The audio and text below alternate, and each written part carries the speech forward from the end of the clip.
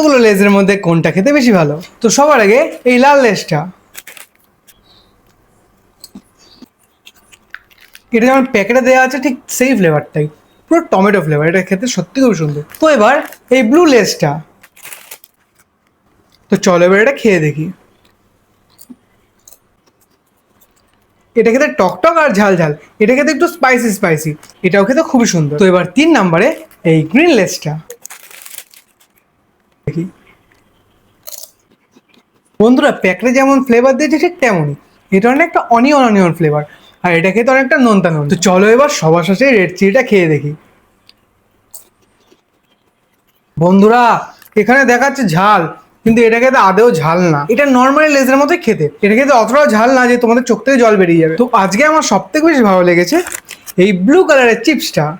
তোমরা যদি এমনই ভিডিও আরো দেখতে চাও চ্যানেলটা সাবস্ক্রাইব করে দাও, আর দেখা হচ্ছে পরের ভিডিওতে। বাই।